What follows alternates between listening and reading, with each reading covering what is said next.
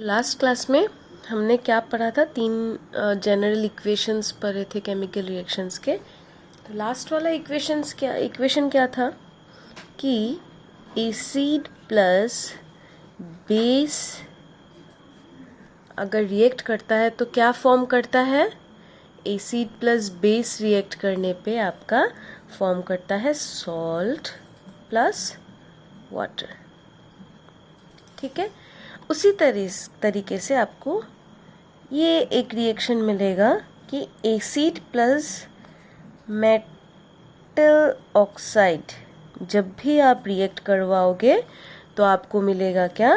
Salt plus water. ठीक है, तो इस इक्वेशन से आपको क्या पता चल रहा है? अगर आप इन दोनों को कंपेयर करोगे तो इस इक्वेशन से आपको क्या पता चल रहा है कि ये जो मेटल ऑक्साइड है इट्स बेसिक इन नेचर, ये एक तरीके का बेस है। ठीक है, उसी तरह जब कभी भी आप नॉन मेटल ऑक्साइड को बेस के साथ रिएक्ट करवाओगे आपको सॉल्ट प्लस वाटर मिलेगा। ठीक है, तो इस वाले इक्वेशन और इस वाले इक्वेशन को आप कंपेयर करके देखो तो आपको क्या मिलेगा कि ये नॉन मेटल जो ऑक्साइड है that is acidic in nature. ठीक है, इस वजह से आपको ये प्रोडक्ट साइड सेम मिल रहा है तीनों में। समझ में आया?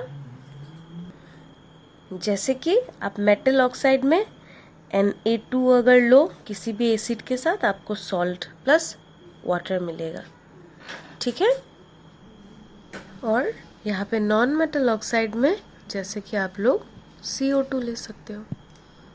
ठीक है, अब एक इम्पॉर्टेंट बात कि आपके एनवायरनमेंट में आपको कई तरीके का एसिड मिल सकता है। ठीक है, तो अभी अगर आपको पूछा जाए कि एसिड का नेचर कैसा है, स्ट्रॉन्ग है कि वीक है, वो तो मैंने लास्ट क्लास में बता दिया था कि डाइल्यूट करने पे स्ट्रॉन्ग एसिड, वीक एसिड ऐसा समझ में आता है। ठीक है, जितना वो हाइड्रोजन आयन में कन्वर्ट करेगा वो हो जाएगा आपका स्ट्रॉन्ग एसिड। ठीक है, आपको स्ट्रॉन्ग एसिड में हाइड्रोजन आयन कन्वर्शन फास्ट पहला स्टेप में ही मिल जाएगा, और आपको वीक एसिड में हाइड्रोजन आयन का कन्वर्शन 2-3 स्टेप में मिलेगा।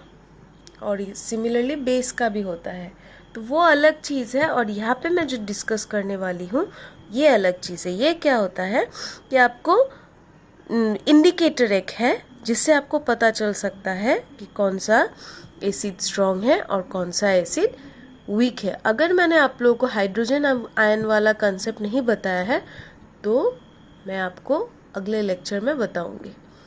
ठीक है, अब देखो, ये मान लिया मैंने एसिड है, एक तरीके का एसिड दिया है और यहाँ पे दूसरा एसिड कुछ एक दिया है।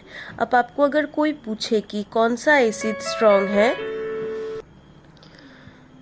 तो तब हम लोग एक इंडिकेटर का यूज़ करते हैं जिसको बोलते हैं pH इंडिकेटर। इस pH इंडिकेटर में 0 से 14 तक का मार्क्स होता है, 1 2 ऐसे करके 0 से 14 तक का मार्क होता है। ठीक है, अगर वही तो हर कंपाउंड का कोई ना कोई एक pH वैल्यू होता है। ठीक है, अगर ये pH वैल्यू 0 से 7 तक होता है तो फिर उसको हम लोग एसिड बोलते हैं। अगर ये 7 से 14 तक का होता है तो बेस बोलते हैं, और अगर 7 होता है तो फिर इसको हम लोग न्यूट्रल बोलते हैं। क्लियर?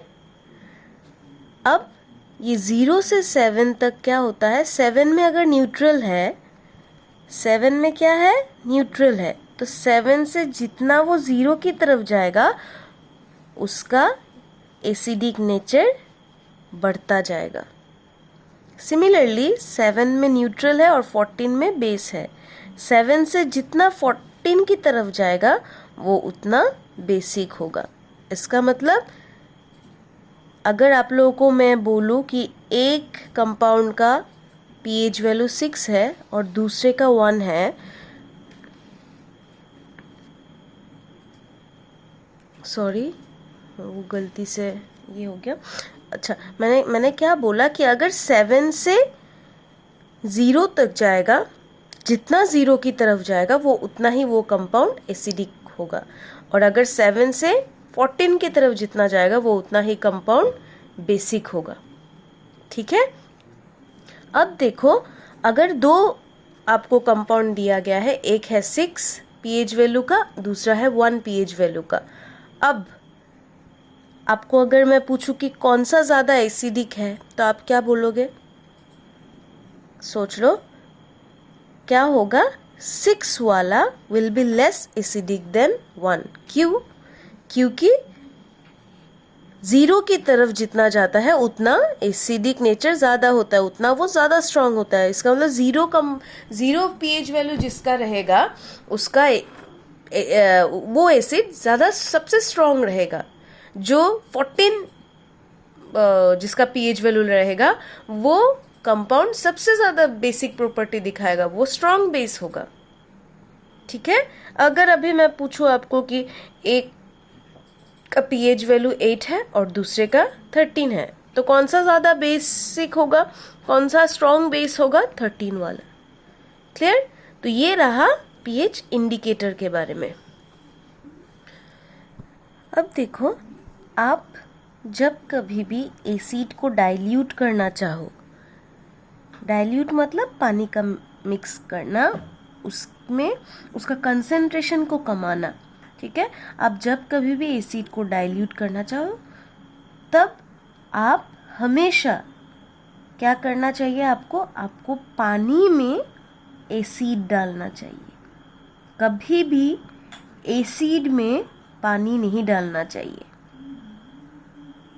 वाटर कभी भी एसिड में नहीं डालना चाहिए। हमेशा एसिड को वाटर में डालना चाहिए। क्यों? क्योंकि आपका ये रिएक्शन बहुत ज़्यादा हीट जनरेट करेगा, और जो रिएक्शन हीट जनरेट करता है उसको क्या रिएक्शन बोलते हैं? एक्सोथर्मिक। ये इतना ज़्यादा हीट इवॉल्व करेगा कि ये एक्सप्लोसिव भी हो सकता है। ठीक है। अब मैं आपको बता देती हूँ कि जब कभी भी आप एसिड को डिसोसिएट करोगे तब आपको एक हाइड्रोजन आयन मिलेगा ही मिलेगा। ठीक है। तो ये हाइड्रोजन आयन मैंने लास्ट क्लास में ही बोला था कि ये एसिड में रहता ही है, ये एसिड का एक प्रॉपर्टी है। जितना ज़्यादा हाइड्रोजन आयन रहेगा उतना स्ट्रॉन्ग वो एसिड रहेगा। इसका मतलब more the concentration of hydrogen ion, stronger is the acid. Stronger is the acid. ठीक है।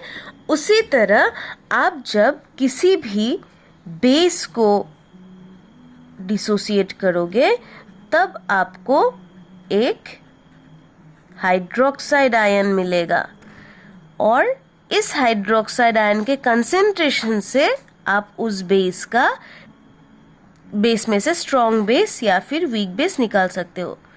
जितना ज़्यादा कंसेंट्रेशन ऑफ हाइड्रोक्साइड आयन रहेगा उतना स्ट्रॉन्गर वो बेस होगा, उतना स्ट्रॉन्गर ही वो बेस होगा। ठीक है। तो ये रहा अब तक का आपका एसिड और बेस का। अगले टॉपिक में हम सॉल्ट पढ़ेंगे।